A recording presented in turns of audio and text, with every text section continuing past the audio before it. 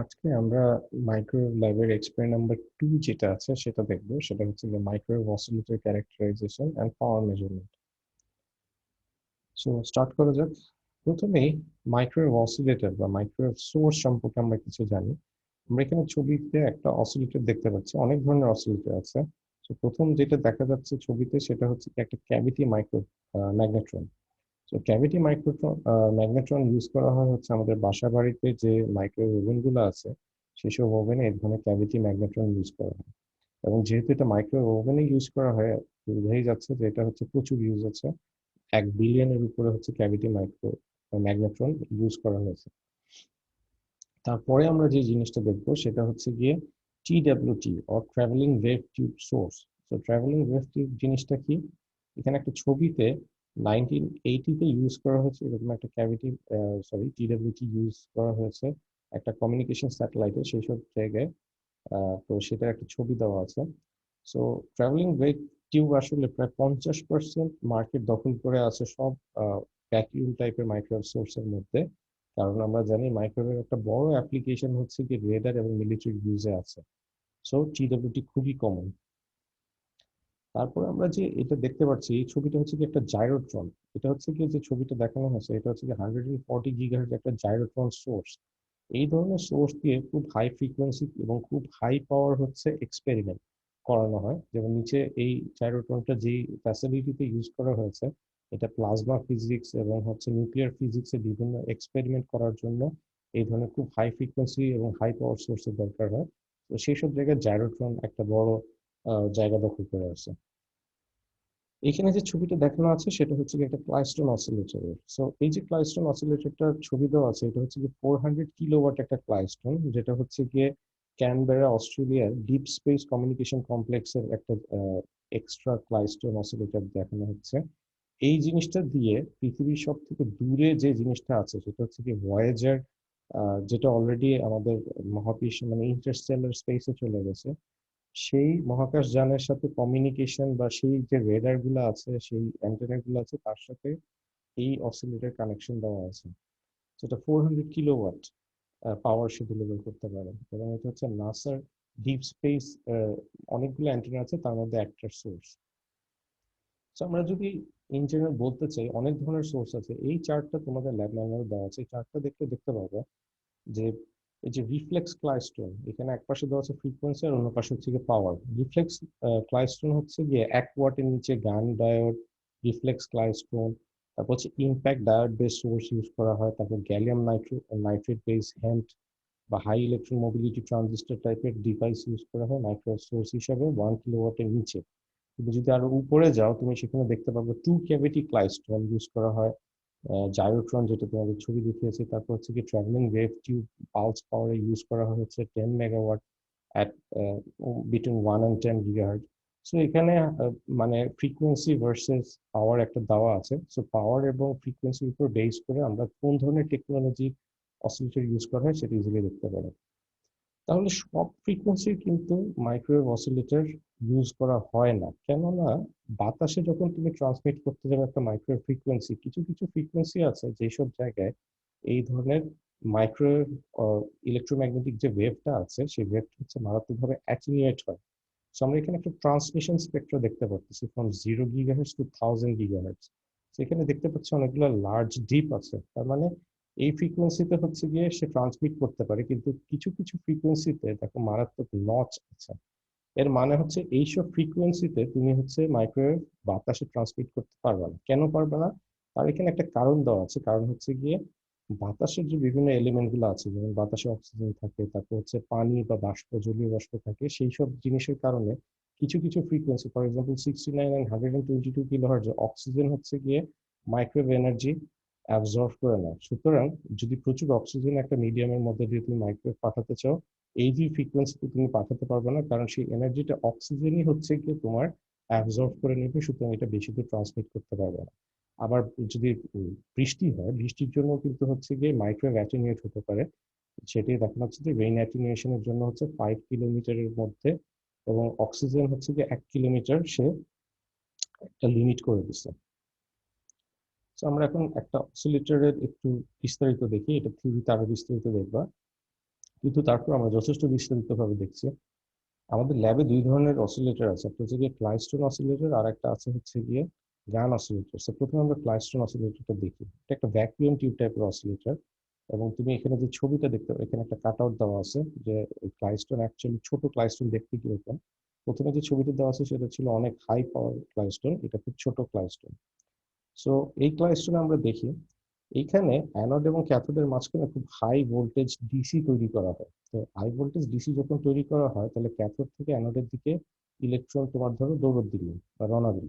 রওনা দেওয়ার পরে এই যখন খুব হাই স্পিডে, যেহেতু আমরা ভোল্টেজ খুবই হাই দিছি 1000 ভোল্ট আর something more than that, so খুব হাই ভোল্টেজে ইলেকট্রনটা যে দৌড় দিল সে হচ্ছে গিয়ে অ্যানোডকে ক্রস করে যায়। মানে অ্যানোডে যে থেমে যায় না, সে এত মানে খুব জোরে দৌড়ালে যেমন হঠাৎ করে থামা যায় না, অনেকটা সেরকম ডিউ টু মোমেন্টাম এ হচ্ছে কি যেতেই থাকে। তো এটা ক্রস করে চলে যায় সামনের দিকে, কিন্তু যেতে যেতে তোমার হচ্ছে গিয়ে একবারে সামনে পর্যন্ত যেতে পারে না, কারণ এখানে একটা রিপেলার নামে একটা জিনিস আছে, এবং যেখানে হচ্ছে গিয়ে এখানে যে ভোল্টেজটা আছে এখানে তার উল্টা ভোল্টেজ। মানে এটা হচ্ছে রিলেটিভলি পজিটিভ থাকে, কিন্তু রিপেলের ভোল্টেজটা থাকে রিলেটিভলি নেগেটিভ, যেখানে দেখতে পাচ্ছি নেগেটিভ থাকে। সেই নেগেটিভ ভোল্টেজের কারণে ইলেকট্রনগুলো যেতে যেও রিপেলের পর্যন্ত পৌঁছে না, ব্যাক করে আবার এখানে ফেরত আসে। সেটা এখানে বলা হয়েছে it gets repel back to the cavity due to the high minus potential বা নেগেটিভ পটেনশিয়াল। সো এর মধ্যে ব্রাঞ্চিং বা তোমার এক জায়গায় জমায়েতবদ্ধ হতে থাকে ইলেকট্রন গুলো।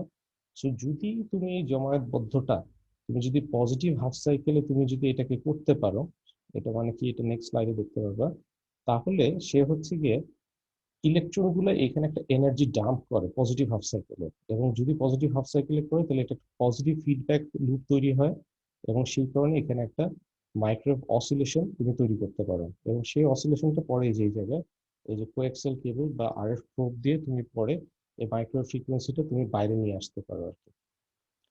সেই ব্রাঞ্চিং বলতে কি বোঝানো হচ্ছে আমি যদি আরেকটু ডিটেলসে দেখি।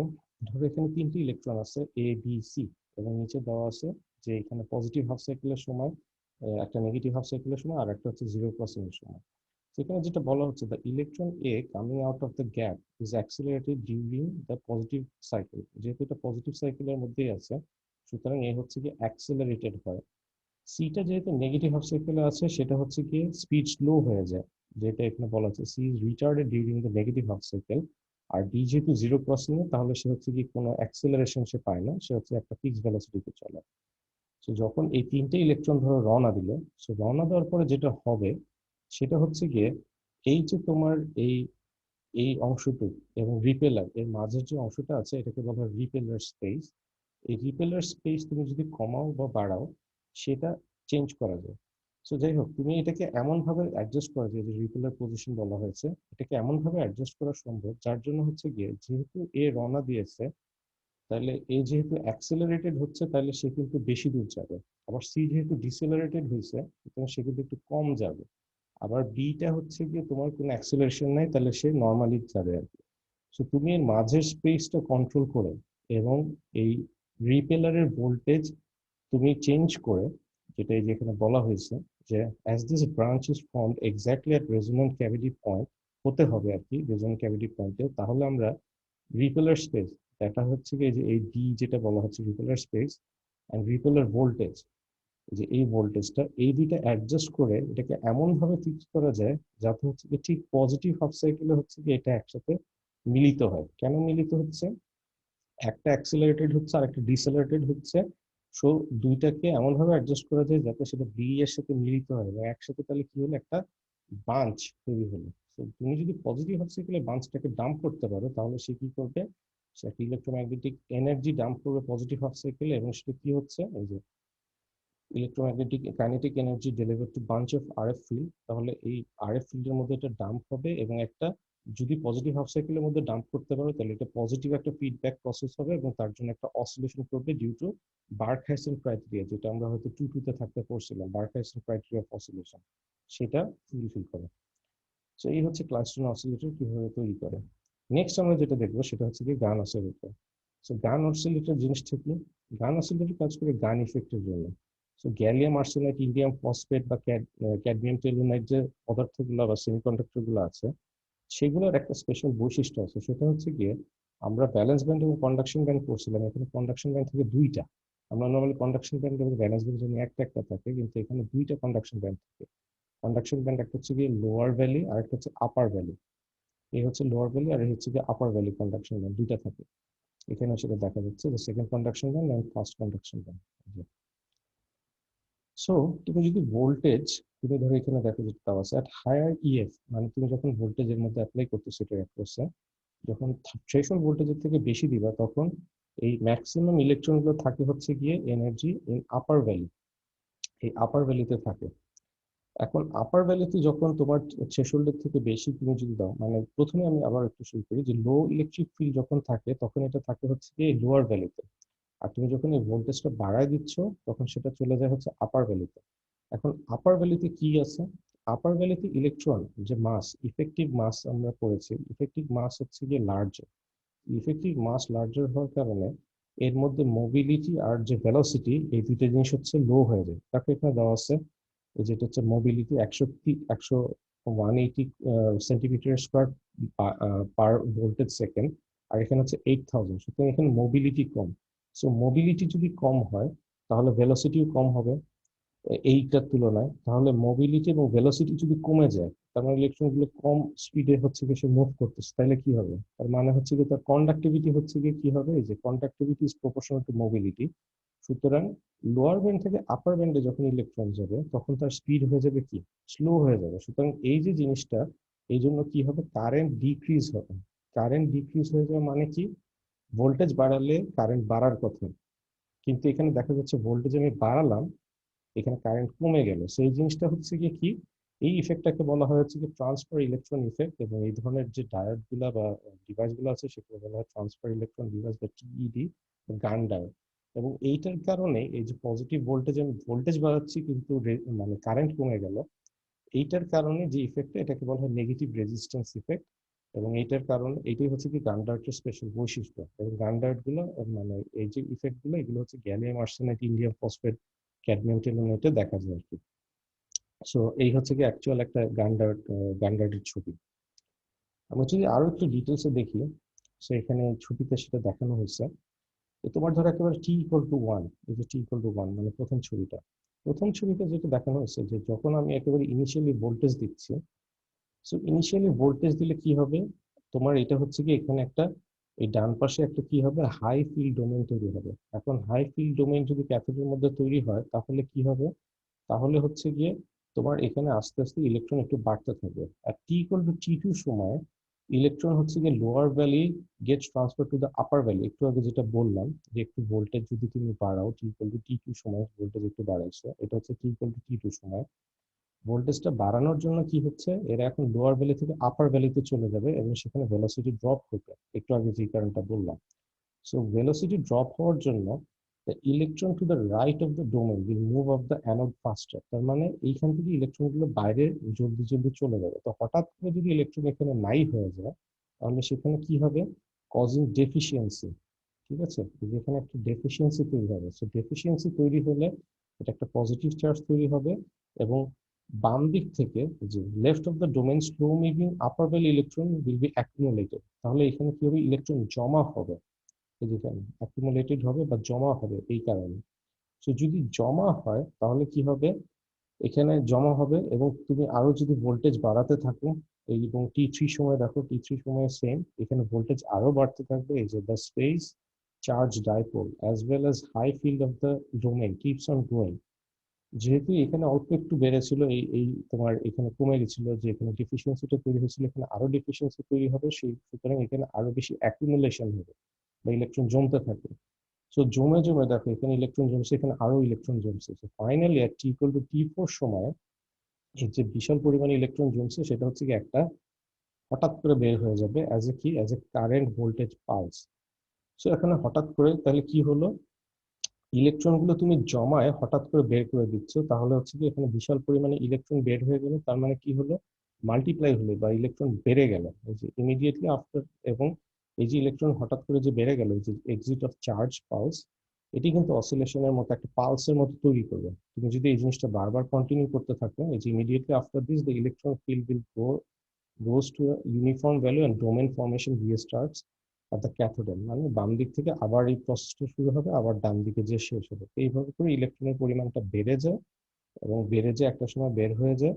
এই কারণে আমরা হঠাৎ করে মাইক্রোওয়েভে যেটা বলা হয়েছে, মাইক্রোওয়েভ মানে হচ্ছে কি অনেক, তুমি এনার্জি হঠাৎ করে ডাম্প করতে পারবে এই গান চলতে। তারপর আমরা দেখি আমাদের আজকের যে এক্সপেরিমেন্টের সম্পর্কে আমরা কিছু কিছু বলবো। পাওয়ার আছে কত ধরনের। সো এখানে দেখতে পাচ্ছ একটা ইলেকট্রিক ভোল্টেজ, মানে এখানে একটা ভোল্টেজ দেওয়া আছে আর এখানে একটা কারেন্ট দেওয়া আছে। তুমি যদি দুইটাকে গুণ করো তাহলে তুমি পাবা হচ্ছে গিয়ে পাওয়ার। আর যদি একটু কি পাবা, পাওয়ারটা একটু উপরে চলে গেছে, তার মানে এখানে একটা ডিসি কম্পোনেন্ট আছে। সেই পাওয়ারটা হচ্ছে ভোল্টেজ এবং কারেন্টের ওয়েভ শেপ। আমরা যদি সরাসরি ভাবে গুণ করে দিই, আমরা যে পাওয়ারটা পাই সেটাও কিন্তু ইনস্ট্যান্টেনিয়াস পাওয়ার হয়। সো যেহেতু এটা একটা রিপিটেটিভ সিগন্যাল, তুমি যদি এটাকে অ্যাভারেজ পাওয়ার বার করতে গেলে কি করতে হবে, ইলেকট্রিক ফিল্ড, সরি, ভোল্টেজ এবং কারেন্ট, তুমি যদি এটাকে ইন্টিগ্রেট করো একটা টাইম সাইকেলের জন্য, you will get average power.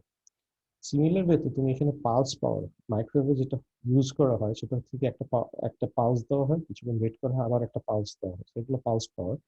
Pulse power measure করার জন্য হচ্ছে গিয়ে আমরা এরকম ইউজ করি, যদি পিক ভ্যালু, যদি এখানে হয় এইটার ভ্যালু, যদি পিক ভ্যালু যদি হয় পি পিক, এবং এটার অ্যাভারেজ যদি পি অ্যাভারেজ হয়, তাহলে আমরা পিককে এইভাবে করে ডিফাইন করি, যেখানে ডি হচ্ছে গিয়ে ডিউটি সাইকেল।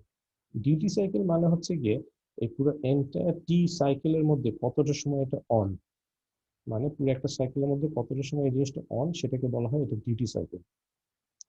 তো আমরা এখানে ছবিতে অ্যাকচুয়ালি দেখতে পারতেছি যে তুমি যদি কনস্ট্যান্ট ভোল্টেজ দাও তাহলে আসলে মাইক্রোওয়েভ পাওয়ারটা বলতে এইরকম তুমি একটা পাওয়ার পাবে, মানে এইরকম যে কন্টিনিউয়াস তুমি একটা পাওয়ার পাবে, এই যে পালস সেটিং এরকম করতে থাকে। আর যদি তুমি এখানে ভোল্টেজটা অন অফ এরকম করতে থাকো, তাহলে তোমার নর্মালি মাইক্রোওয়েভ অসিলেটর আউটপুট এইরকম পাওয়া যায়। তুমি যদি একেবারে অসিলোস্কোপে দেখো, একেবারে কন্টিনিউয়াস অনেক সময় হয় না, অন অফ হয়, মাঝে কিছু গ্যাপ থাকে, আবার অন অফ হয়। এখানে বলতে হবে অনেক সময় পালস পাওয়ার ইউজ করা হয় হচ্ছে কি তোমার একটা মাইক্রোওয়েভ অসিলেটর যে পরিমাণ গরম হতে পারে, হিউজ এনার্জি তোমার সে যেহেতু ডাম্প করতেছে হাই ফ্রিকোয়েন্সিতে, সো এটা কিন্তু গরম হয়ে যায়। সো অনেক সময় পালস করা হয় যাতে ঠান্ডা হতে পারে, এবং হিউজ পরিমাণ হিট সিঙ্কও ইউজ করা হয় আর কি। সো অনেক জায়গায় পালস পাওয়ার ইউজ করা হয়, অনেক জায়গায় কন্টিনিউয়াস ওয়েভ বা সিডব্লিউ পালসও ইউজ করা হয়। পরবর্তীতে আমরা যে জিনিসটা জানবো সেটা হচ্ছে কি আরএফ চ্যানেল কাকে বলে এবং চ্যানেল পাওয়ার কি জিনিস। সো এটা হচ্ছে কি একটা পালস বা একটা আরএফ চ্যানেল। এটা আমাদের লাগবে হচ্ছে, আমরা স্পেকট্রাম অ্যানালাইজার দিয়ে আমরা হচ্ছে কি কিছু মেজারমেন্ট করছি আমরা এই ল্যাবের মধ্যে। সেটার জন্য আমাদের ফার্স্ট আরএফ চ্যানেল জানতে হবে। আমাদের যে গান শুনি যে এফএম চ্যানেলটা আছে, সেই এফএম চ্যানেলটা দেখতে হচ্ছে কি তুমি যদি এরকম একটা চিন্তা করো, এই যে চ্যানেলটা, এটাকে এভাবে করে ডিফাইন করতে পারো, channel is the range of frequency in which most of the power is concentrated. এই তার মানে এইখানে এই ফ্রিকোয়েন্সি ব্যান্ডউইথের মধ্যে হচ্ছে ম্যাক্সিমাম পাওয়ার আছে, সেটাকে আমরা একটা চ্যানেল নাম দিচ্ছি। সো চ্যানেলকে তুমি হচ্ছে গিয়ে মানে প্রকাশ করবা কিভাবে, একটা স্টার্ট ফ্রিকোয়েন্সি, কত ফ্রিকোয়েন্সি থেকে এটা শুরু হয়েছে এবং কত ফ্রিকোয়েন্সিতে একটা শেষ হয়েছে, তার মানে স্টার্ট এবং স্টপ ফ্রিকোয়েন্সি দিয়ে একটা চ্যানেলকে বলা হয় যে এটা হচ্ছে গিয়ে চ্যানেলের ব্যান্ডউইথ। অথবা তুমি এটাকে ইয়েও করতে পারো, সো এটা হচ্ছে চ্যানেলের ব্যান্ডউইথ বা চ্যানেল উইথ। আর অন্যভাবেও তুমি এটাকে ডিফাইন করতে পারো, স্টার্ট ফ্রিকোয়েন্সি এন্ড ফ্রিকোয়েন্সি না দিয়ে অনেকে যেটা করে সেটা হচ্ছে সেন্টার ডিফাইন করে, যে চ্যানেলের মাঝের ফ্রিকোয়েন্সিটা কত এবং সেটা কতটুকু চওড়া, বা চ্যানেলের স্প্যান কতটুকু। সো এই হচ্ছে চ্যানেলের সেন্টার এবং এটা স্প্যান। এইভাবে করেও হচ্ছে গিয়ে অনেক সময় চ্যানেল পাওয়ারকে নির্দেশ করা হয় আর কি। তো সেন্টার ফ্রিকোয়েন্সি এবং স্প্যান দিয়েও এটাকে অনেক সময় ইউজ করা হয়, যেটা আমরা স্পেকট্রাম অ্যানালাইজারে দেখবো। আর স্টার্ট ফ্রিকোয়েন্সি কত, এন্ড ফ্রিকোয়েন্সি কত, এইটাও হচ্ছে অনেক সময় স্পেকট্রাম অ্যানালাইজারকে বলে দিয়ে চ্যানেলটা আমরা ধরতে পারি। সো নেক্সট যে জিনিস দেখবো, চ্যানেল পাওয়ারটা কি। এটা তো গেল চ্যানেলের কথা, তাহলে এটা হচ্ছে কি চ্যানেল উইথ বা চ্যানেল ব্যান্ডউইথ বা অকুপাইড চ্যানেল ব্যান্ডউইথ বলা হয় এটাকে, technically occupied with channel bandwidth. আর এটা হচ্ছে কি চ্যানেল পাওয়ার। তাহলে কি জিনিস চ্যানেল পাওয়ার হচ্ছে গিয়ে, এই যে চ্যানেলের মধ্যে যদি তুমি এখানে ডিফাইন করা হয়েছে, channel power is the some of all power in a given channel. তার মানে তুমি এখানে সমস্ত পাওয়ার যদি অ্যাড করো তাহলে তুমি পাবো হচ্ছে গিয়ে চ্যানেল পাওয়ার।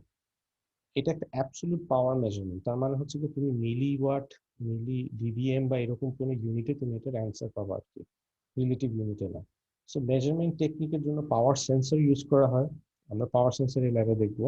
স্পেকট্রাম অ্যানালাইজার ইউজ করা হয়। স্পেকট্রাম অ্যানালাইজার দুইটা টেকনিক আছে, zero span method, integrated bandwidth method. আমরা ইন্টিগ্রেটেড ব্যান্ডউইথ মেথড আমাদের স্পেকট্রাম অ্যানালাইজারটা ইউজ করে, যদিও মানে তুমি বুঝবা না সে এই কাজটা করে। এটা আসলে কি করে, স্পেকট্রাম অ্যানালাইজার যে কাজটা করে সেটা হচ্ছে গিয়ে তুমি যখন স্পেকট্রাম অ্যানালাইজারকে বলে দিবা যেটা সেন্টার ফ্রিকোয়েন্সি কত এবং এটার ব্যান্ডউইথটা কত, সে এইখান থেকে শুরু করে এইটুক ইন্টিগ্রেট করে এরিয়া আন্ডার দ্য কার্ভ। তার মানে পাওয়ার অফ দ্য চ্যানেল হচ্ছে গিয়ে এ থেকে বি পর্যন্ত তুমি যদি পুরো পাওয়ারটাকে ইন্টিগ্রেট করো তাহলে তুমি পাওয়া কি চ্যানেলের পাওয়ার। সো এটা জিরো স্প্যান মেথডেও করা যায়, আবার হচ্ছে গিয়ে পাওয়ার অফ দ্য চ্যানেল এইভাবে করেও করা যায় আর কি। আর পিক পাওয়ার হচ্ছে কি এটা সর্বোচ্চ যে ভ্যালু পর্যন্ত উঠে সেটা হচ্ছে কি এটা পিক পাওয়ার, কিন্তু চ্যানেল পাওয়ার আমরা যখন বলবো তখন হচ্ছে কি এটাকে কি করতে হবে এরিয়া আন্ডার দ্য কার্ভ বা এই যে integration of A to B entire power. আরেকটা জিনিস আমরা পড়বো কিন্তু এটা আসলে দেখানো হয়নি ল্যাবের মধ্যে, সেটা হচ্ছে adjacent channel power ratio. So adjacent channel power ratio জিনিসটা কি? অ্যাডজেসেন্ট চ্যানেল পাওয়ার রেশিওর যে সংজ্ঞা সেটা হচ্ছে গিয়ে যে তোমার এইটা হচ্ছে কি তোমার ধরো মেইন চ্যানেল। তো তুমি যখন চ্যানেল ব্রডকাস্ট করতেছো তোমার সরকার বা বিটিআরসি কে একটা বিটিআরসি তোমাকে বলে দিবে যে তুমি এইটুক ফ্রিকোয়েন্সির মধ্যে তুমি যা ইচ্ছা তাই করতে পারো, এর বাইরে না। সো এই ফ্রিকোয়েন্সির বাইরে তোমার ফ্রিকোয়েন্সি যদি চলে যায় সেটা কিন্তু হচ্ছে গিয়ে অ্যাডজেসেন্ট চ্যানেল, অন্য চ্যানেলে যদি তোমার ইয়ে চলে যায় এটা কিন্তু খারাপ।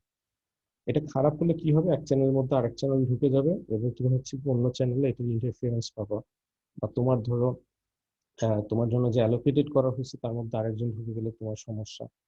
সো এই জন্য আমরা মেজার করি হচ্ছে adjacent channel power ratio is the ratio between the total power of adjacent channel to the main channel's power. এখানে সূত্রটা দেখলে আরো ভালো বুঝবা। এই যে অ্যাডজেসেন্ট চ্যানেল, এই যে ধরো এই যে অ্যাডজেসেন্ট চ্যানেল, এটা একটা আপার অ্যাডজেসেন্ট চ্যানেল থাকে আর লোয়ার অ্যাডজেসেন্ট চ্যানেল থাকে।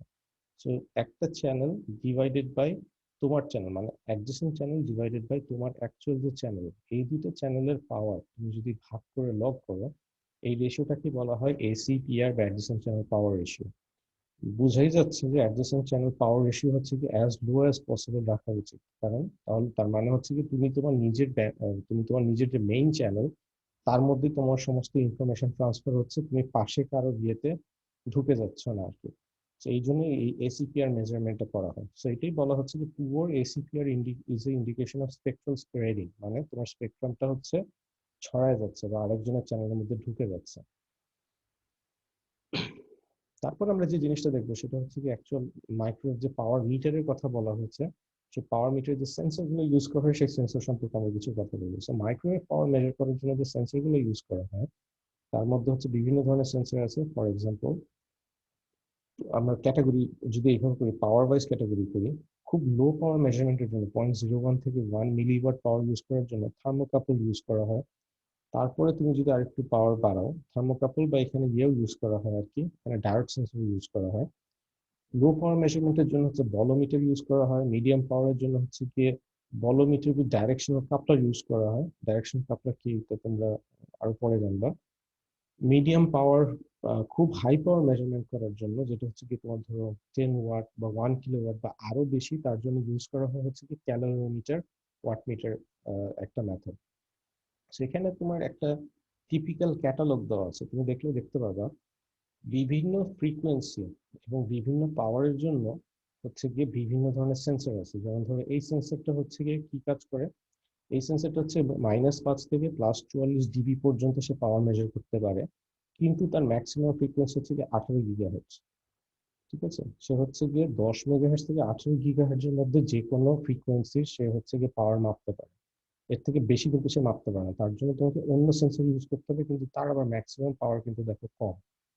সো ব্যাক এন্ড ফোর্থ এক একটার এক এক সুবিধা আছে অসুবিধা আছে আর কি। এবং এখানে এক এক জায়গায় এক এক ধরনের এই যে সেন্সর টাইপ ইউজ করা হয়েছে।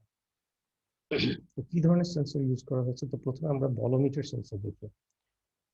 সো বলোমিটার বা থার্মিস্টার মাউন্ট আমরা হচ্ছে গিয়ে এই ল্যাবে ইউজ করবো না, কিন্তু নেক্সট ল্যাবে আমাদের এই ধরনের ইয়ে আছে, এই ধরনের পাওয়ার সেন্সর আমাদের ল্যাবে আছে।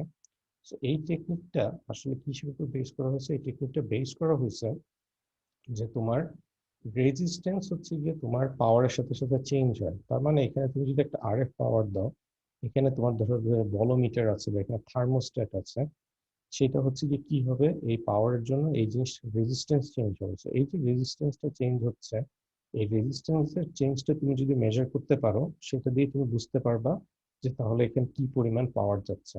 এইটা এবং এর মধ্যে যে পরিমাণ মানে আরএফ পাওয়ার এবং এখানে যে রেজিস্ট্যান্স চেঞ্জ হচ্ছে সেটা হচ্ছে গিয়ে squarely proportional. Bolometer is a square law device that produce current that is proportional to the applied power. সুতরাং এটা হচ্ছে প্রপোর্শনালি চেঞ্জ হয়। সো দুই ধরনের বলোমিটার আছে, একটা হচ্ছে কি ব্যারেটার এবং আরেকটা হচ্ছে কি থার্মিস্টর। ব্যারেটার হচ্ছে কি যে এখানে দেখানো হচ্ছে যে ব্যারেটার হচ্ছে কি পজিটিভ টেম্পারেচার কোএফিসিয়েন্ট, তার মানে হচ্ছে টেম্পারেচার বাড়লে রেজিস্ট্যান্স বাড়ে, আর যদি তার উল্টা হয় টেম্পারেচার বাড়লে রেজিস্ট্যান্স যদি কমে যায়, এই জিনিসটাকে আমরা বলি হচ্ছে কি থার্মিস্টর। সুতরাং থার্মিস্টর ব্যারিস্টার এই দুইটি কিন্তু আসলে বলোমিটারের একটা সাব ক্যাটাগরি। সো এটার বলাই আছে যে 0.1 থেকে 10 মিলিওয়াট পর্যন্ত হচ্ছে গিয়ে এই বলোমিটারটা থার্মিস্টর ইউজ করা হয়। নেক্সট আমরা যে ক্যাটাগরিতে যাবো সেটা হচ্ছে কি thermocouple. So what is thermocouple? Thermocouple হচ্ছে গিয়ে এটা কিভাবে করে কাজ করে সেটা আগে বলি। Thermocouple are based on the fact dissimilar metals generate a voltage due to thermal change বা temperature difference at a hot and cold junction. So এইখানে একটা ছবি দেওয়া আছে, ধরো এটা একটা মেটাল, এটা আরেকটা মেটাল। এই দুইটা মেটালের মাঝখানে হচ্ছে কি তুমি এক পাশে গরম করলে আর এক পাশে ঠান্ডা করলা, তাহলে দেখা যাবে যে এইটা যদি একটা ক্লোজ লুপ থাকে মানে একটা তার দিয়ে যদি কানেকশন দেওয়া থাকে, এর মধ্যে হচ্ছে গিয়ে একটা ভোল্টেজ তৈরি হবে এবং এর মধ্যে ভোল্টেজ তৈরি হওয়ার কারণে কি হবে, এর মধ্যে দিয়ে একটা কারেন্ট ফ্লো করবে আর কি।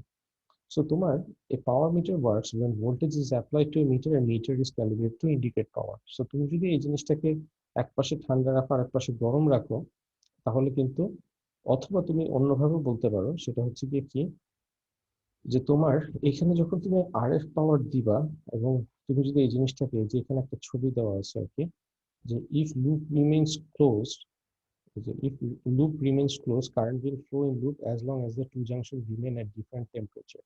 If the loop is broken, insert sensitive voltmeter. তার মানে হচ্ছে তুমি যেহেতু আরএফ পাওয়ার তুমি যখন এখানে দিবা, এই সাইডটা অবভিয়াসলি গরম হবে এবং অন্য সাইডটা যদি তুমি টেম্পারেচার কন্ট্রোল করে রাখতে পারো, তাহলে এর মধ্যে দিয়ে যে কারেন্ট যাবে সেই কারেন্টটা মেজার করে তুমি বলতে পারবা যে এর মধ্যে কি পরিমাণ, এর মধ্যে দিয়ে কি পরিমাণ পাওয়ার জেনারেট হচ্ছে বা এর মধ্যে দিয়ে কি পরিমাণ কারেন্ট, যেটা সেটা মেজার করে তুমি পাওয়ারের পরিমাণটা বলতে পারবে আর কি।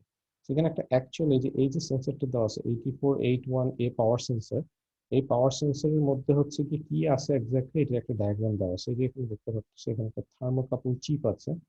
এই থার্মোকাপল চিপের মধ্যে দিয়ে হচ্ছে গিয়ে এই জিনিসটা তোমার পাওয়ার সেন্স করে থাকে আর কি। সো যেহেতু এখানে দেখো বলা আছে সিন্স থার্মোকাপল আর হিট বেস সেন্সর, যেটা বললাম যে আরএফ পাওয়ারের জন্য টার্মিনাল গরম হয়, যেহেতু এটা একটা হিট বেস সেন্সর, সেটা কিন্তু হঠাৎ করে গরম বা হঠাৎ করে ঠান্ডা হতে পারে না। সুতরাং দে আর অ্যাভারেজিং ডিটেক্টরস। সুতরাং অ্যাভারেজ ভোল্টেজ প্রকাশ করতে পারে, সে হঠাৎ পিক মানে হঠাৎ করে পাওয়ার বেড়ে গেল কমে গেল এই জিনিসটা কিন্তু থার্মোকাপল সেন্সর দিয়ে মেজার করতে পারবে না। পরে আমরা যেটা দেখি সেটা হচ্ছে কি ডায়োড পাওয়ার মিটার। সো ডায়োড পাওয়ার মিটার জিনিসটা কি? ডায়োড পাওয়ার মিটার হচ্ছে গিয়ে এটা কিন্তু আমাদের যে আমরা ল্যাবরেটরি ওয়ানে বা যে ধরনের ডায়োড ইউজ করছি সেটা কিন্তু সেম ডায়োড না। লো ব্যারিয়ার শর্টকি অথবা প্লেনার ডোপ ব্যারিয়ার ডায়োড যেগুলো আছে, এই ধরনের ডায়োড দিয়ে তুমি হচ্ছে গিয়ে এটা মাপতে হবে, কারণ আমাদের ডায়োড গুলো এত হাই ফ্রিকোয়েন্সি, মাইক্রো মানে তো হাই ফ্রিকোয়েন্সি হাই পাওয়ার বা হাই ফ্রিকোয়েন্সি লো পাওয়ারও হতে পারে। সো এই যে হাই ফ্রিকোয়েন্সি যে জিনিসগুলো আছে, হাই ফ্রিকোয়েন্সিতে কিন্তু এই ডায়োড গুলো কাজ করে না। এখানে ছবিতে যেটা দেওয়া হয়েছে সেটা হচ্ছে কি, যে ধরো তুমি এখানে একটা পাওয়ার অ্যাপ্লাই করলাম।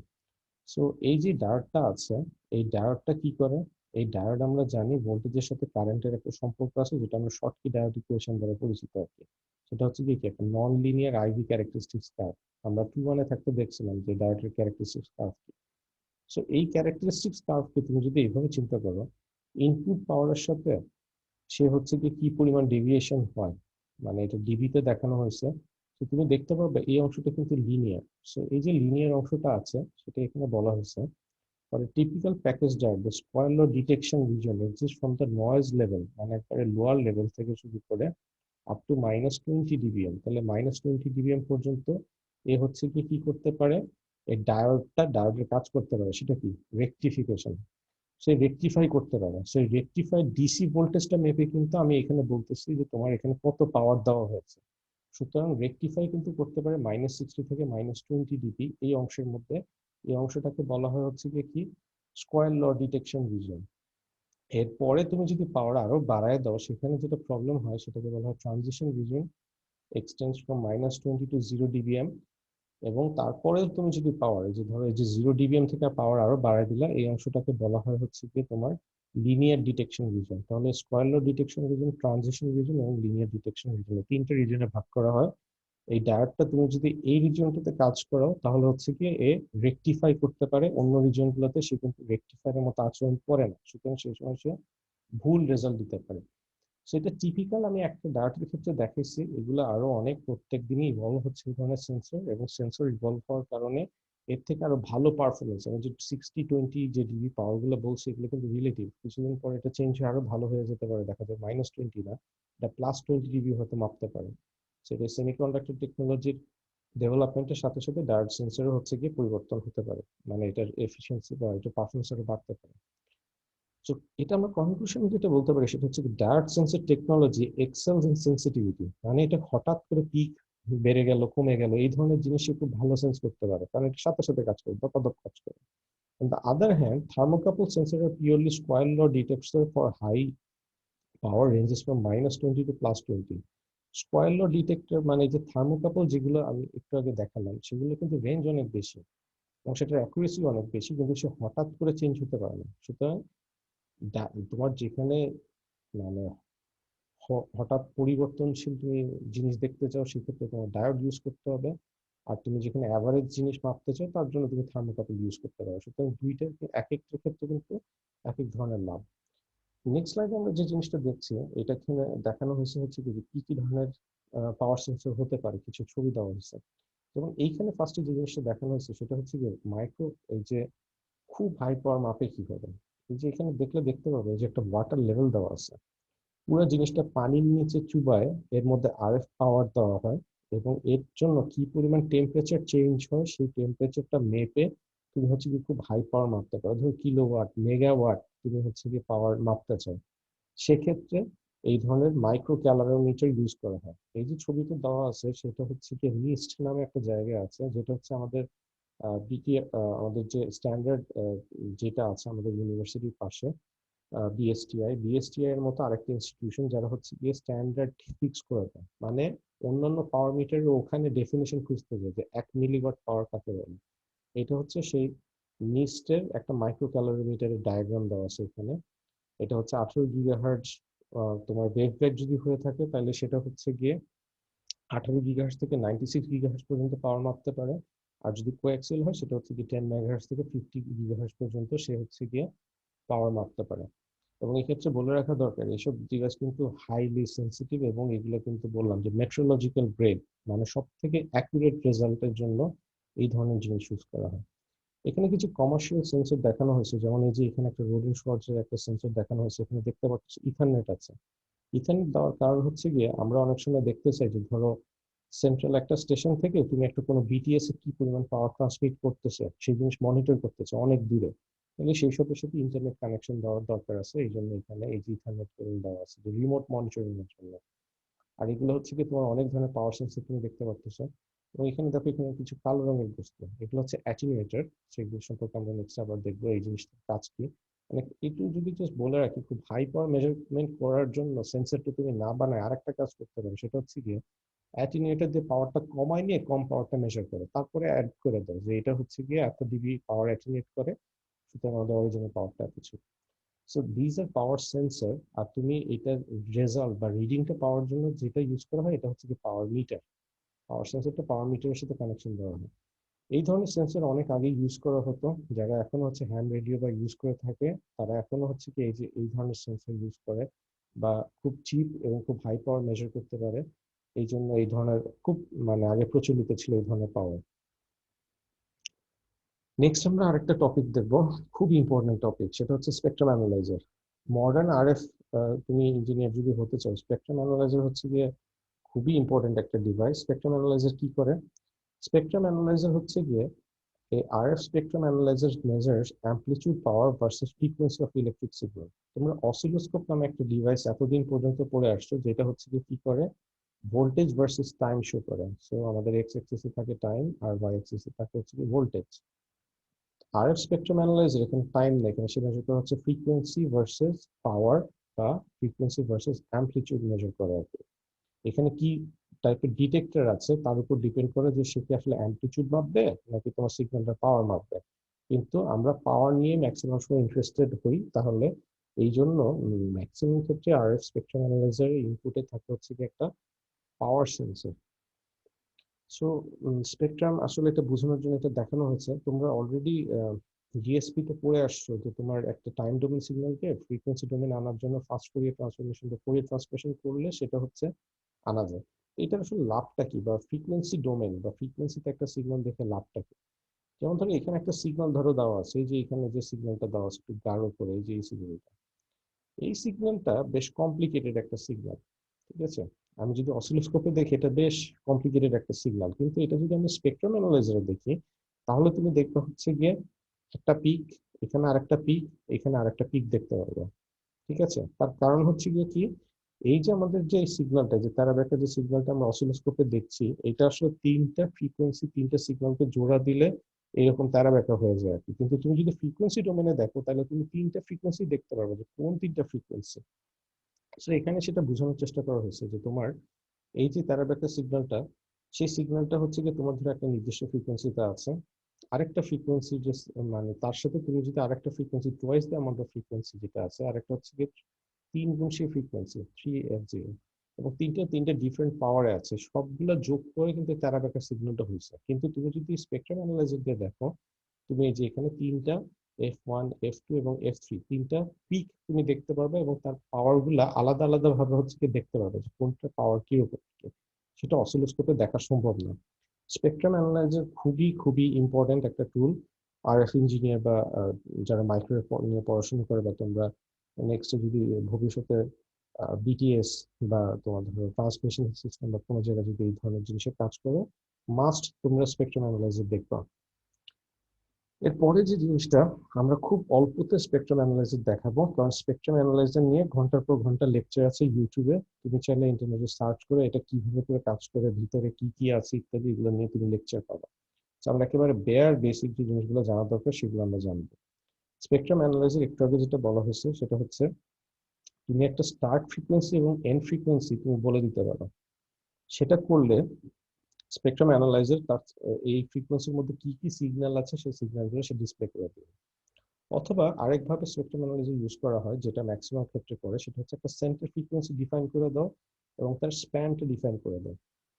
তার মানে হচ্ছে গিয়ে, ধরো আমি বললাম 480 থেকে তুমি 460 মেগাহার্টজ পর্যন্ত কি কি সিগন্যাল আছে আমাকে দেখাও, এইভাবে তুমি বলে দিতে পারো। অথবা বলে দিতে পারো 450 মেগাহার্টজ একটা সিগন্যাল, এটা হচ্ছে সেন্টার, এবং তার 20 মেগাহার্টজ স্প্যান তুমি সিলেক্ট করো। 20 মেগাহার্টজ মানে হচ্ছে কি, এখানে দেখলেই বুঝতে পারতেছো 40 থেকে 60, 40 50 60, মানে 20 মেগাহার্টজ হচ্ছে কি এটা চওড়া বা স্প্যান।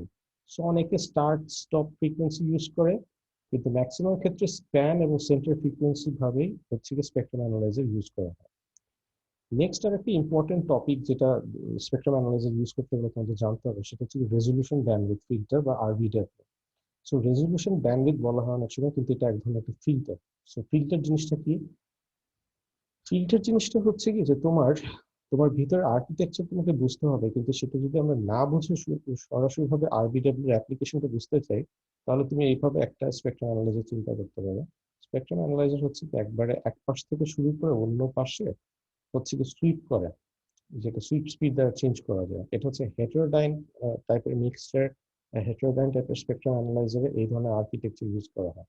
বাম দিক থেকে এরকম একটা উইন্ডো, যে এরকম একটা জিনিস প্লট করে, তুমি এইভাবে চিন্তা করতে পারো। সো এই কাজ এইভাবে করে হচ্ছে স্পেকট্রাম অ্যানালাইজারটা কাজ করে। সো স্পেকট্রাম অ্যানালাইজারের এই উইন্ডোটা যে আমরা বলতেছি যে এটা একটা কি, এটা হচ্ছে কি একটা ব্যান্ড পাস ফিল্টার। সো এই ব্যান্ড পাস ফিল্টারটা যদি তুমি খুব ছোট রাখো তাইলে কি হবে, ধরো দুইটা সিগন্যাল পাশাপাশি আছে, তার মধ্যে দিয়ে উইন্ডোটা যাচ্ছে, তখন কি হবে, তাহলে যেহেতু এই জিনিসটা খুব ছোট, তাহলে সে দুইটা পিক সে দেখাতে পারতেছে, আউটপুটে সে দুইটা ডিসপ্লে করবে। কিন্তু তুমি যদি এই উইন্ডোটা বড় করে দাও তখন কি হবে, বড় করে দেওয়ার জন্য সে কিন্তু বুঝতে পারবে না, সে দেখাবে একটা বড় পালস, যদিও সে এখানে দুইটা, আসলে দুইটা ডিফারেন্ট ফ্রিকোয়েন্সিতে দুইটা সিগন্যাল আছে। সুতরাং এই আরবিডব্লিউটা হচ্ছে কি, তুমি যত ছোট রাখবা তুমি এইখানে স্পেকট্রাম বা এখানে আমাদের যে ফ্রিকোয়েন্সিতে যা আছে তুমি আরো স্পষ্টভাবে তুমি দেখতে পারবা, তুমি যদি আরবিডব্লিউ ভ্যালু কমায় ফেলো আর কি। আর এটা যদি তুমি কমাও তাহলে নয়েজ ফ্লোরটাও কমে যাবে। নেক্সট যে জিনিস আছে আমাদের সেটা হচ্ছে গিয়ে ডিসপ্লেড অ্যাভারেজ নয়েজ রেশিও বা ডিএএনএ। সো ডিএএনএল এর সাথে রেজলিউশন ব্যান্ডউইথের একটা সম্পর্ক আছে। ডিএএনএল মানে কি? ডিএএনএল মানে হচ্ছে এখানে ছবি দিয়ে যেটা বোঝানো হয়েছে, এবং এটা আমরা আসলে এক্সপেরিমেন্ট করার সময় দেখবো, দেখবা যে তোমার এখানে একটা সিগন্যাল যে এরকম দেখাচ্ছে পুরো, ঠিক আছে? তুমি এইখানে আমরা করে দিলাম, এটাই হচ্ছে আমাদের নয়েজ, তাহলে এটা হচ্ছে কি নয়েজ ডিসপ্লে ড্যানিয়েল বলে অবশ্য ডিএনএল। সো তুমি রেজলিউশন ব্যান্ডউইথটা কমায় দিলে, 100 কিলোহার্টজ ছিল, তুমি সেটাকে 10 কিলোহার্টজ করে দিলে, তার মানে কি কমায় ফেলছো। যদি কমায় ফেলো তাহলে তুমি দেখবা আগের থেকে এখন হচ্ছে স্পষ্ট তুমি সিগন্যালটা দেখতে পাবে। কেন? কারণ হচ্ছে কি এইটার সিগন্যালের যে এই যে নয়েজ রেশিওটা, নয়েজটা কমে গেছে। এই যে নয়েজটা কমে গেল রেজলিউশন ব্যান্ডউইথের সাথে এটার একটা সম্পর্ক আছে, যে নয়েজ লেভেল হচ্ছে গিয়ে তুমি যেখানে যেটা দেখানো হচ্ছে যে তোমার 100 কিলোহার্টজ থেকে আমি 10 কিলোহার্টজ করে দিলাম, যে 100 কিলোহার্টজ থেকে 10 কিলোহার্টজ করে দিলাম, তাহলে নয়েজ লেভেল হচ্ছে 10 ডিবি কমে গেল। দেখ আগে নয়েজ ছিল এই পরিমাণ, এটার নয়েজ লেভেল এখন এইখানে চলে আসলো, তার মানে 10 ডিবি ছোট হয়ে গেছে। তাহলে তুমি যদি রেজলিউশন ব্যান্ডউইথ আরো কমায় দাও, তাহলে এটা নয়েজ লেভেল আরো কমে যাবে এবং তুমি আরো ছোটখাটো মানে সিগন্যাল দেখতে পারবা। তুমি ধরো মানে ছোটখাটো সিগন্যাল মানে হচ্ছে কি এই পাশে কিন্তু পাওয়ার, তার মানে পাওয়ার যদি একটু কম হয় তাহলে রেজলিউশন ব্যান্ডউইথ কমাতে থাকে। এখন সমস্যা হচ্ছে কি যে রেজলিউশন ব্যান্ডউইথ তুমি যদি একবারে কম থেকে স্টার্ট করো তাহলে কিন্তু তোমার এই পাশ থেকে এই পাশে সুইচ করতে স্পেকট্রাম অ্যানালাইজে অনেক সময় লাগবে। সুতরাং তুমি চাইলেই একবারে লো রেজলিউশন ব্যান্ডউইথে দিতে পারো, কিন্তু এটা প্রচুর স্লো হয়ে যাবে তোমার জিনিসটা। এবং তুমি যদি আবার রেজলিউশন ব্যান্ডউইথ বাড়ায় যাও তাহলে তুমি সিগন্যালটা দেখতে পাবে না, যে যেমন ধরো এখানে সিগন্যালটা দেখাই যাচ্ছে না অলমোস্ট, কিন্তু জিনিসটা ফাস্ট হবে। সুতরাং দুইটা জিনিসের মধ্যে একটা ব্যালেন্স করতে হবে। নেক্সট আরেকটা ইম্পর্টেন্ট টপিক, যদি এটা অনেকটা ইররিলেভেন্ট হয়ে যায়, তার কারণ হচ্ছে গিয়ে স্পেকট্রাম অ্যানালাইজার এই জিনিসটা অটোমেটিক্যালি সেট করে ফেলে। সেটা হচ্ছে কি video bandwidth of spectrum analyser. Video bandwidth জিনিসটা কি? ভিডিও ব্যান্ডউইথটা হচ্ছে কি যে তোমার এখানে একটা ছবি দেওয়া আছে, ছবিটা দেখলে বুঝতে পারবা। ভিডিও ব্যান্ডউইথ হচ্ছে কি এক ধরনের ফিল্টার বা ভিবিডব্লিউ ফিল্টার, এটা একটা লো পাস ফিল্টার। যদি ভিবিডব্লিউ ভ্যালু 600 কিলোহার্টজ রাখো দেখতে এরকম হবে, 20 কিলোহার্টজ দেখলে এরকম হবে, আর 2 কিলোহার্টজ রাখলে এরকম হবে।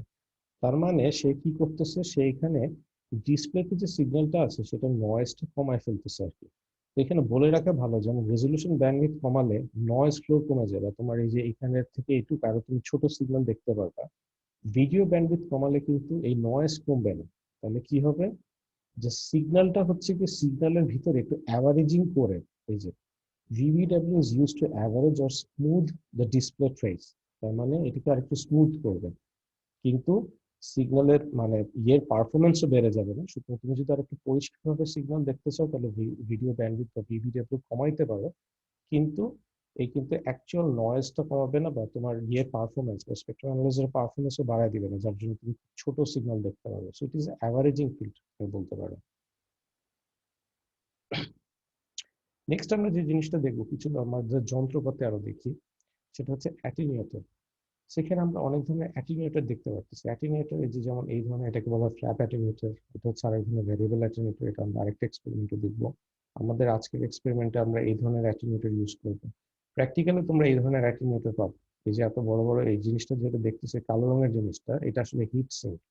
যখন তুমি ধরো এখানে 10 ওয়াট বা 100 ওয়াট পাওয়ার তুমি হচ্ছে গিয়ে তুমি কমাতে চাচ্ছ, কারণ তোমার কি পাওয়ার যে সেন্সর আছে সেটা আমরা দেখালাম একটু আগে, এটা কিন্তু একটা লিমিট আছে। সুতরাং তুমি যদি সেটা কমাতে চাও তাহলে এরকম কি করতে হবে, অ্যাটেনুয়েটর ইউজ করতে হবে যাতে পাওয়ারটা কমায়, তারপর তুমি ইউজ করতে পারো। সেই অ্যাটেনুয়েটর গুলো থাকে, যেটা 10 ডিবি অ্যাটেনুয়েটর, 20 ডিবি অ্যাটেনুয়েটর, এগুলো হচ্ছে ভ্যারিয়েবল অ্যাটেনুয়েটর, তুমি চেঞ্জ করতে পারো। আবার যেমন এইটা যেমন হচ্ছে একটা ফিক্সড অ্যাটেনুয়েটর। অ্যাটেনুয়েটর কি খালি এই ধরনের ওয়েভ গাইড শেপেই আসে? অ্যান্সার হচ্ছে কি না। অ্যাটেনুয়েটর মানে তো আসলে পাওয়ার কমানো তো আসলে অনেক টেকনিক আছে। আমরা রেজিস্টার দিয়ে কোএক্সিয়াল লাইনে কমাতে পারি, যেমন এই যে এখানে একটা দেওয়া আছে রেজিস্টার ইউজ করে, যে দেখো এখানে রেজিস্টার ট্রায়াঙ্গুলার শেপ ইউজ করা হয়েছে। তার মানে এটা কি, এটা হচ্ছে একটা পাই টাইপের অ্যাট্রিবিউট, এখানে একটা পাই টাইপের, যে দেখলে বুঝতে পারতেছো কারণ একটা ডেল্টার মতো শেপ। সো তুমি পাই টাইপের সার্কিট বানাও, কিন্তু পাওয়ার এখানে যা দিচ্ছে এখানে সে পাওয়ারটা কমায় ফেলতে পারে। ঠিক আছে? তো এখানে কিন্তু দেখো আমরা যে ল্যাবে যে রেজিস্টার ইউজ করি সেই ধরনের রেজিস্টার ইউজ করা হচ্ছে, কারণ এই যে ফিল্টার যেটা দেখানো হচ্ছে মোস্ট প্রবাবলি এই ফিল্টারটা অনেক হাই ফ্রিকোয়েন্সি মানে লো ফ্রিকোয়েন্সির জন্য বানানো হচ্ছে। কিন্তু তুমি যখন ফ্রিকোয়েন্সি বাড়াবা, এত বড় বড় রেজিস্টার এবং এত বড় কম্পোনেন্ট ইউজ করলে এটা পারফরমেন্স 12টা বেজে যাবে। এই জন্য একেবারে এই যে দেখো একটা ছবি দেওয়া আছে, এটা কিন্তু একটা রেজিস্টার।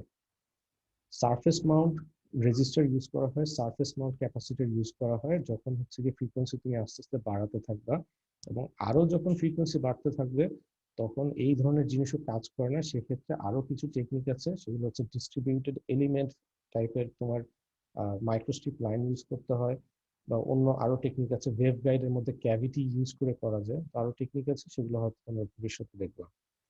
সো এটা কিভাবে করে কাজ করে, তুমি একটা সিগন্যালের মাঝখানে যদি বাধা দাও, এখানে বলা আছে যে ম্যাচ রেজিস্টিভ স্ট্রিপ, তার মানে রেজিস্টিভ কিছু যদি এর মাঝখানে বাধা দাও, সিগন্যালটা তাহলে কি হয়ে যাবে, ছোট হয়ে যাবে, ছোট হয়ে ট্রান্সমিট করবে।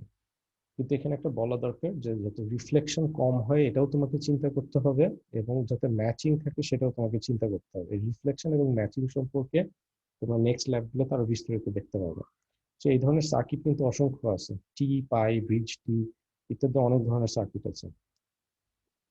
নেক্সট যে জিনিস আমরা দেখবো সেটা হচ্ছে কি ওয়েভগাইড টু কোএক্সেল অ্যাডাপ্টার। তো এই ধরনের জিনিস আমরা ওয়েভগাইড বলতেছি।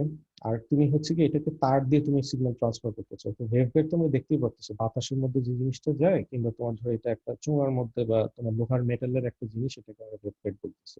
সো এই ওয়েভগাইড থেকে তোমার তো অনেক সময় সিগন্যালটা তো ইলেকট্রিক্যাল কোনো অপেম টপেম বা কিছু দিয়ে তো তোমার ইয়ে করতে হবে, সেই সিগন্যালটা কিন্তু তারে নিয়ে আসতে হবে। সো তারে কনভার্ট করবে কিভাবে, তার জন্য ওয়েভগাইড টু কোএক্সেল অ্যাডাপ্টার লাগে। সেই হচ্ছে ওয়েবগাইড টু কোএক্সেল মানে অ্যাডাপ্টারের একটা ছবি দেওয়া আছে যেটা, এবং আমরা আমাদের এক্সপেরিমেন্টেও আমরা এটা ইউজ করব। সো এখানে দেখা যাচ্ছে যে ইলেকট্রোম্যাগনেটিক সিগন্যাল যাচ্ছে, এ অ্যাবজর্ব করে নিচ্ছে, এখানে যে এলিমেন্টটা আছে সে অ্যাবজর্ব করে এই জিনিসটা তোমার কি করতেছে, তারের মধ্যে সিগন্যালে কনভার্ট করে দিচ্ছে ইলেকট্রোম্যাগনেটিক সিগন্যাল।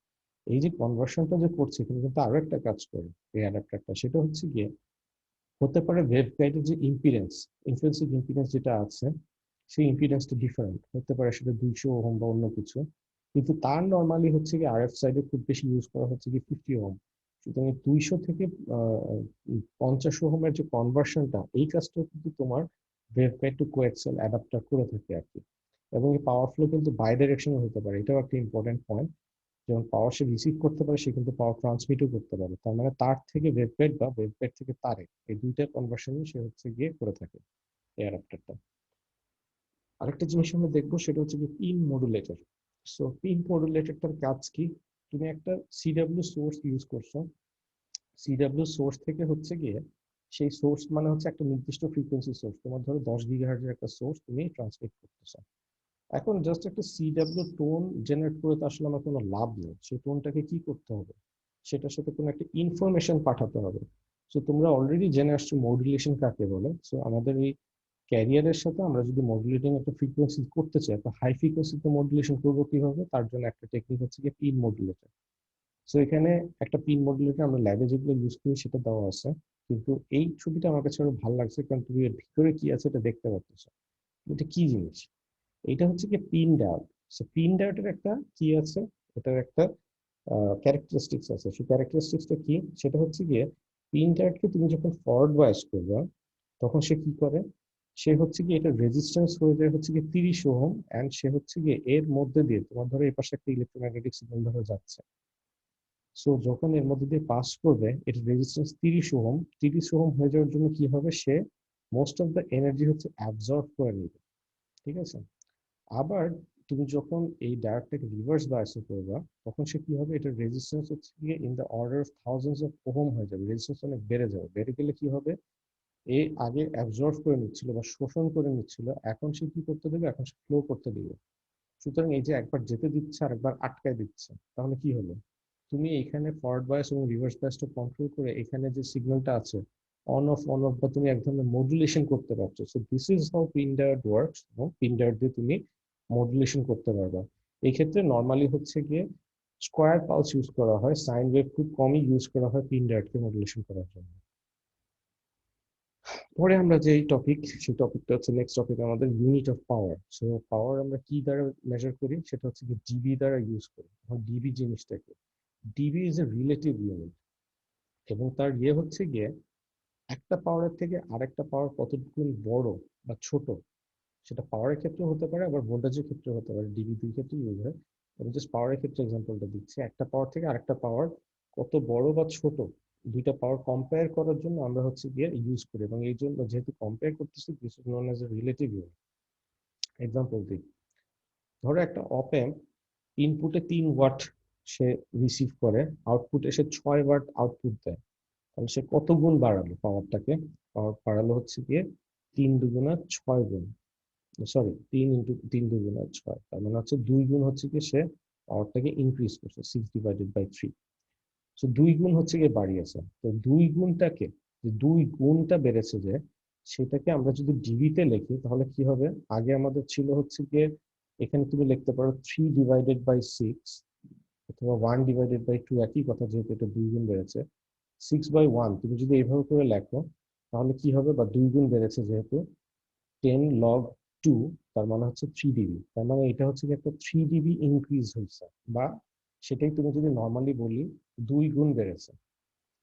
আরেকটা এক্সাম্পল দিই যে ডিবি আসলে লাভটা কি। যেমন ধরো এখানে 3টা অপেন ক্যাসকেড করা হয়েছে, প্রথম অ্যাম্পলিফায়ারটা 2 গুণ সিগন্যাল বাড়ায়, আউটপুটে যে সিগন্যাল আসবে সেটাকে সে 10 গুণ বাড়াবে, তারপর সে হচ্ছে আরেকটা অপেন বা অ্যাম্পলিফায়ার সে 15 গুণ বাড়াবে, তাহলে টোটালে পুরো সিস্টেমটা 300 টাইমস, মানে 2 × 100 × 15, সুতরাং 300 গুণ হচ্ছে কি ইনপুটের এই যে সিগন্যালটা আছে সে হচ্ছে কি আউটপুটে বাড়াবে।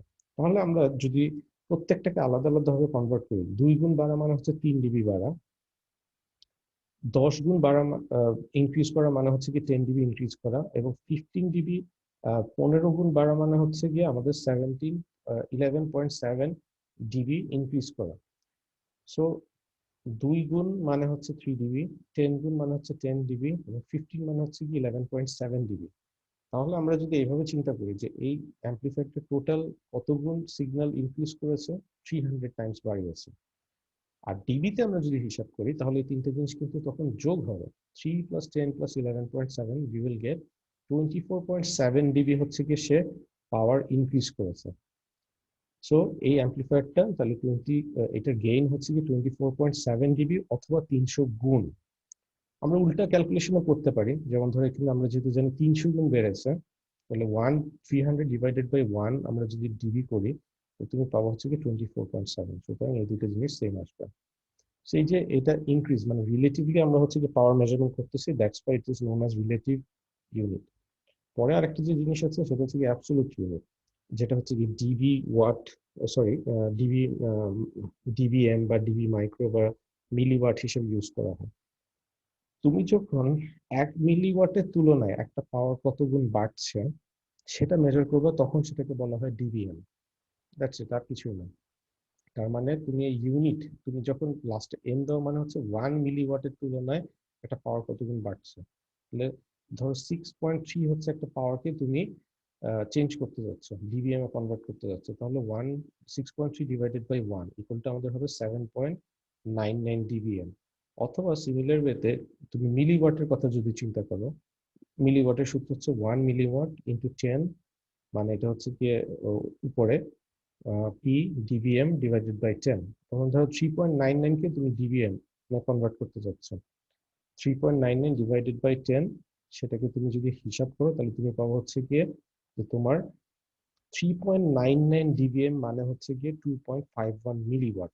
এবং তুমি যদি মিলিওয়াট থেকে, এটা আসলে কনভার্সন দেখানো হচ্ছে যে তোমার এইখানে 6.3 milliwatt is equal to 7.99 dBm, অথবা 3.99 dBm power is equal to 2.51 milliwatt power. সুতরাং এখানে আসলে দেখানো হচ্ছে যে কিভাবে কনভার্ট করতে হয়, তুমি একটা পাওয়ারকে অন্য পাওয়ার মানে মিলিওয়াট থেকে কিভাবে করে হচ্ছে গিয়ে মিলিওয়াট থেকে কিভাবে ডিবিএম এ কনভার্ট করতে পারে, এই কনভার্সনটা দেখানো হচ্ছে। আর নর্মালি এগুলো অ্যাবসলিউট বলা হচ্ছে, তার কারণ হচ্ছে 1 মিলিওয়াট বা তোমার 1 ডিবিএম এর তুলনায় কতগুণ একটা পাওয়ার আছে সেইটা তুমি কম্পেয়ার করতেছো বলে এগুলাকে বলা হয় অ্যাবসলিউট, রিলেটিভ না। সেই হচ্ছে কি আমাদের ইউনিট অফ পাওয়ার। তাহলে আমরা ফাইনালি অনেক থিওরি পড়লাম, এখন আমরা ফাইনালি তাহলে এক্সপেরিমেন্টে যাই। এক্সপেরিমেন্টটা কি? এক্সপেরিমেন্টাল সেটআপটা আমরা দেখি। এই হচ্ছে আমাদের গান পাওয়ার সাপ্লাই, এই যে এখানে দেওয়া আছে গান পাওয়ার সাপ্লাই। এই যে এখানে পাওয়ার সাপ্লাই আসলে এটা ইন্টিগ্রেটেড, এই পুরো পার্টটা হচ্ছে কি আসলে এখানে ইন্টিগ্রেটেড, এই যে এই ছবিটা আসলে এটা। সো এইটা হচ্ছে কি আমাদের ইন্টিগ্রেটেড পাওয়ার সাপ্লাই, এর মধ্যে একটা ভোল্ট মিটার এবং মিলি অ্যাম্পিয়ার মিটারের ভিতরে কানেক্টেড করা আছে গান অসিলেটরের মধ্যে। তারপরে তোমার এখানে আছে হচ্ছে কি ভ্যারিয়েবল অ্যাটেনুয়েটর।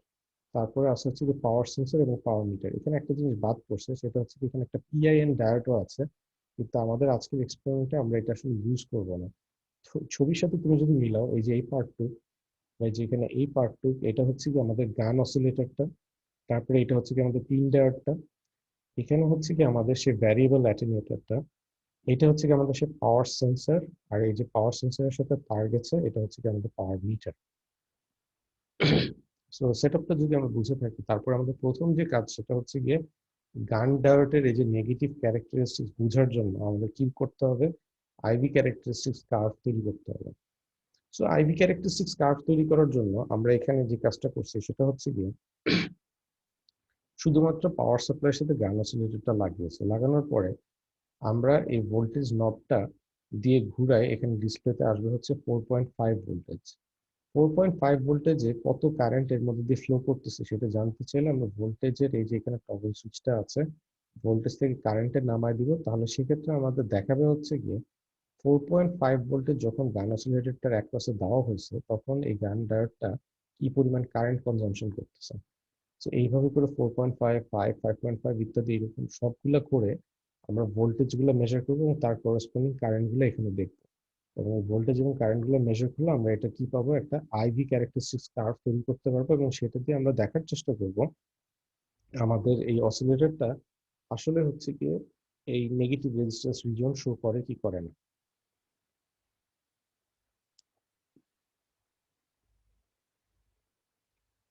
আরেকটা পার্ট আছে, সেটা হচ্ছে কি আমাদের spectrum analyser part. Spectrum analyser পার্টটা নিয়ে আসলে আমি খুব বেশি কিছু বলছি না, তার কারণ আসলে এটা কানেকশন খুবই সিম্পল। আমাদের এই হচ্ছে স্পেকট্রাম অ্যানালাইজারটা। স্পেকট্রাম অ্যানালাইজারটা একটা ইউএসবি টাইপ স্পেকট্রাম অ্যানালাইজার, এবং সমস্ত কিছু সফটওয়্যারের থ্রুতে করতে হয়। সো আমরা এখানে একটা এন টাইপের পোর্ট দেওয়া আছে, এন টাইপের পোর্টে এখানে একটা অ্যান্টেনার কানেকশন দেওয়া হয়, অ্যান্টেনার কানেকশন দিয়ে, আর এখানে একটা ইউএসবি পোর্টের সাথে কানেকশন দিতে হয়, কানেকশন দিয়ে তারপর তোমার যে কি কি মেজার করতে হয় সেই মেজারমেন্টটা তোমরা এক্সপেরিমেন্টের যে ভিডিওটা আছে সেই এক্সপেরিমেন্টের ভিডিওর মধ্যেই তুমি সেটা পাবা। এই দুইটা ছাড়াও আমরা একটু একটা ভিডিও তুমি দেখবা, সেই ভিডিওতে আমরা হচ্ছে কি কিছু এডিট করেছি আমাদের একটা এক্সপেরিমেন্ট। সেই এক্সপেরিমেন্টটা সম্পর্কে আমি যদি একটু সামান্য বলি, যে এক্সপেরিমেন্টে আসলে আমরা কি করেছি। আমাদের এখানে একটা অসিলোস অসিলেটর আমরা ইউজ করেছি। অসিলেটরের সাথে আমরা পাওয়ার মেজার করেছি কিভাবে করে, পাওয়ার সেন্সর দিয়ে। তো অসিলেটরের সাথে আমরা এখানে একটা পাওয়ার সেন্সর আমরা লাগিয়ে দিয়েছি, লাগিয়ে দিয়ে আমরা এখানে একটা পাওয়ার মেজার করছি সামথিং। তারপরে আমরা যেটা করেছি সেটা হচ্ছে কি, এখানে আমরা একটা ফিক্সড অ্যাটেনুয়েটর বসাইছি, ফিক্সড অ্যাটেনুয়েটর বসার পরে পাওয়ার মেজার করছি। সুতরাং প্রথমে আমরা একটা পাওয়ার পেলাম, সেটা ধরো হচ্ছে কি P1, উইদাউট সরাসরি অসিলেটরের সাথে আমরা পাওয়ার মিটার লাগিয়ে দিয়েছি। তারপরে আমরা এখানে যখন হচ্ছে কি একটা অ্যাটেনুয়েটর বসালাম, ফিক্সড অ্যাটেনুয়েটর, সেটা বসানোর পর তোমার ধরো আমি আরেকটা পাওয়ার পেলাম, সেটা হচ্ছে কি P2। তাহলে এই দুইটা পাওয়ার, একটা হচ্ছে অ্যাটেনুয়েটরের আগে, একটা হচ্ছে অ্যাটেনুয়েটরের পরে, এই দুইটা মেজার করে এখানে আমি যে কি অ্যাটেনুয়েটরটা বসিয়েছিলাম, অ্যাটেনুয়েটরটা কত পাওয়ার কমায় দেয় সেটা মেজার করে তুমি কত ডিবি অ্যাটেনুয়েটর সেটা কিন্তু মেজার করা সম্ভব। সো এইটাই আসলে ওই এক্সপেরিমেন্টে দেখানো হয়েছে। এইটা তোমাদের ল্যাব ম্যানুয়ালের মধ্যে নাই, কিন্তু তোমরা এটার উপর একটা ভিডিও আছে এবং তোমাদেরকে বলা হয়েছে ভিডিওটার মধ্যে যে এখানে যে অ্যাটেনুয়েটরটা আছে সেটা আসলে কত ডিবির অ্যাটেনুয়েটর। সো ওইটা একটু আমরা এডিট করেছি। সো এইটুই হচ্ছে গিয়ে মোটামুটি আমাদের হিসাব। সো ল্যাব ম্যানুয়ালে কিছু জিনিস আছে যেটা তোমাদের করতে হবে না, এবং আমার মনে হয় সেই জিনিসটা তোমাদেরকে এক্সপ্লেন করে দেওয়া হবে। সো দ্যাটস ইট, এটাই হচ্ছে কি আজকে আমাদের এক্সপেরিমেন্ট। সো থিওরিতে অনেক কিছু বলা হয়েছে, সো তোমরা হোপফুলি থিওরি, যেহেতু এই লেকচারটা ভালোভাবে দেখবা এবং লেকচারটা দেখে হোপফুলি তোমরা কিছু শিখতে পারো। Thank you.